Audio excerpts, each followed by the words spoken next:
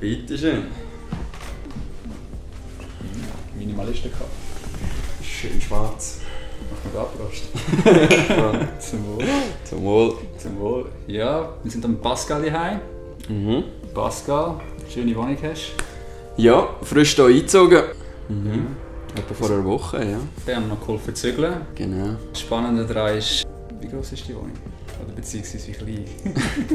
Die Wohnung hat genau 27 Quadratmeter. Und vorher? Vorher hatte ich über 100 Quadratmeter. Wieso macht man das? Wieso geht man von über 100 Quadratmeter auf so eine kleine Wohnung? Ja, das verstehen, glaube ich, ziemlich wenig. Es ist ja so, ich habe so den typischen Lebenslauf gemacht, also von kleineren Wohnung gestartet.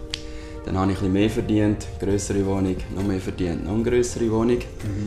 Und habe wirklich immer das Gefühl gehabt, wenn ich diese Wohnung nachher habe, dann fühle ich mich wohl, dann bin ich zufrieden. Ich habe durch das auch immer mehr Sachen gekauft, die Wohnung vollgestellt.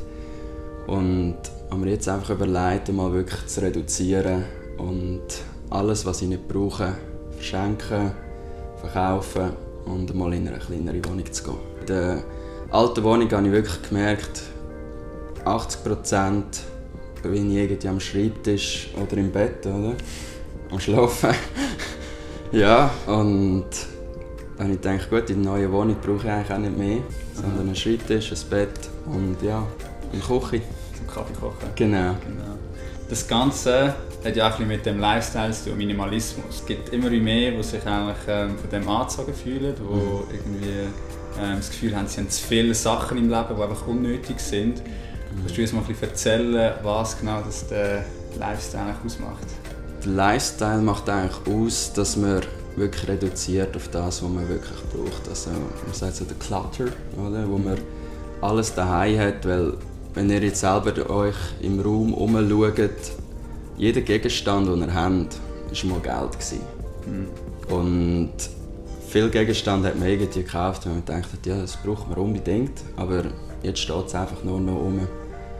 Und das ist einerseits Minimalismus, dass man eigentlich so ein bisschen auf den Konsum verzichtet und generell wirklich nur reduziert auf das, was einem wirklich einen Mehrwert gibt im Leben. Es ist ja für mich immer noch schwierig zum Teil, vor allem jetzt, als ich in die kleine Wohnung rein bin, habe ich schon im Internet geschaut, ja, ich brauche noch das und brauche noch das. Und habe mir wirklich gesagt, nein, einfach nicht. Sondern ich gehe jetzt auch mal in die Wohnung mit dem, was ich habe, noch von der alten Wohnung her. Und mache mir mal eine Liste, was hätte ich gerne.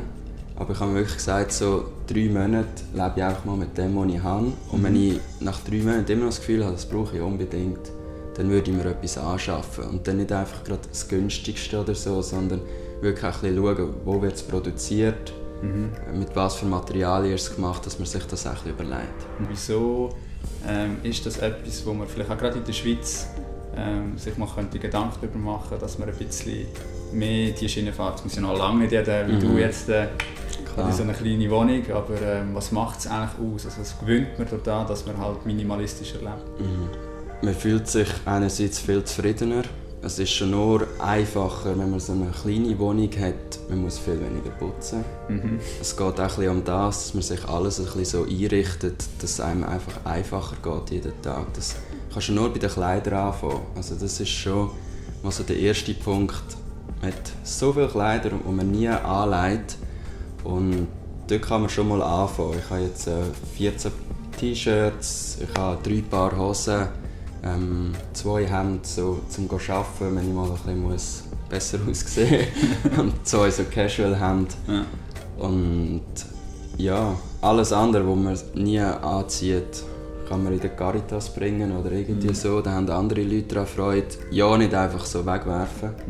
Weil man hat ja mal Geld dafür ausgegeben und dann können es andere noch brauchen. Meli und ich haben ja unsere Wohnung mal ein bisschen gezeigt. Und klar, die ist schon noch ein bisschen grösser als Pascal seine. Aber wir probieren ja eigentlich auch irgendwo durch den minimalistischen Lifestyle ein bisschen zu leben. Vielleicht nicht so extrem wie der Pascal. Aber trotzdem überlegen wir uns auch ganz genau immer überlegen, was stellen wir in die Wohnung. Oder wenn wir etwas eben anschaffen, dass wir da halt wirklich schauen, brauchen wir da wirklich oder brauchen wir es nicht. Und ich glaube auch, der Hauptvorteil, den man aus dem gewinnt, ist einfach Freiheit. Weil gerade in der Schweiz ist es ein bisschen so, habe ich das Gefühl, extrem viele Leute denken, ja, Freiheit ist mir wichtig, ich wäre gerne flexibler, ich würde gerne mehr selber bestimmen, was ich in meinem Leben mache. Und die meisten denken aber, das geht einfach darüber, dass man halt mehr Geld hat. Wenn ich mehr Geld habe, wenn ich 1000 Stutz mehr verdiene, wenn ich 2000 Stutz mehr verdiene, dann habe ich endlich die Freiheit, um all die Sachen zu machen. Und ich glaube, da kannst du auch ein bisschen von deiner Geschichte her erzählen, dass das, glaube ich, nicht so ganz funktioniert. Genau, ja. Also ich habe ursprünglich Informatiker gelernt und hatte das Glück gehabt, dass ich gerade in eine grosse Firma konnte, wo ich wirklich auch super verdient habe. Und der Lohn ist auch jährlich aufgegangen. Ich habe schon mit 23, würde ich sagen, habe ich schon 8000 Franken verdient. Und habe aber eigentlich kein Geld gehabt. Ja. Also ich habe einfach meinen Lebensstandard immer gerade wieder angepasst. Ich bin in eine grössere Wohnung, ich habe mir noch ein Auto gekauft. Und ja, habe mir noch mehr Sachen gekauft, die ich gar nicht brauche. Und irgendwann habe ich den nächsten Cut gemacht. Er hat gesagt, Informatik gefällt mir gar nicht. Ich habe immer fotografiert. Ich dachte, das will ich jetzt machen. Also ich war 4 Wochen in Kanada. Dort konnte ich wirklich mal 4 Wochen machen, was ich wollte. Also wirklich einfach Fotos, Filmen, ein bisschen Storytelling. Und als ich zurückgekommen bin, habe ich gesagt, das will ich machen. Und habe dann das gemacht. Das war eigentlich so der erste Schritt richtig, jetzt nicht gerade Minimalismus, aber ein bisschen aufräumen in meinem Leben. Und selber bestimmen, mit was dass man das Leben füllt. Genau. Ja. Also es ist ähnlich wie bei mir. Ich habe ja ursprünglich auch mal Informatik gemacht. Und mir war auch klar, ich könnte jetzt einfach diesen Job machen und würde wahrscheinlich ziemlich gut Kohle damit verdienen. Aber ist es das, was mir Spass macht? Eher nicht. Ja, und ich glaube auch, gerade wenn wir jetzt bei der Meli und mir schauen, wir haben halt gedacht, schauen wir lieber, dass man ein bisschen einen tieferen Lebensstandard hat. Also auch die Wohnung, die wir jetzt haben, die ist wirklich sehr günstig, die ist nicht viel teurer als Pascal seine. Haben wir natürlich auch Glück gehabt, aber trotzdem, ich finde, man kann sich so viel mehr Freiheit offen behalten und halt eben auch viel mehr unternehmen. Wir sind jetzt so frei, klar, man kann mit Selbstständigkeit ist ein Ziel, das wir so oder so verfolgen, aber wir haben auch viel weniger Druck dabei, so etwas zu machen, so etwas anzugehen, weil wir halt wissen, ja okay, auch wenn vielleicht mal ein paar Wochen oder so nichts reinkommt oder so, wir sind nicht gerade am Arsch, weil unsere Wohnung, ich weiss nicht wie viel kostet und wir sonst Rechnungen haben für Sachen, die wir nicht brauchen.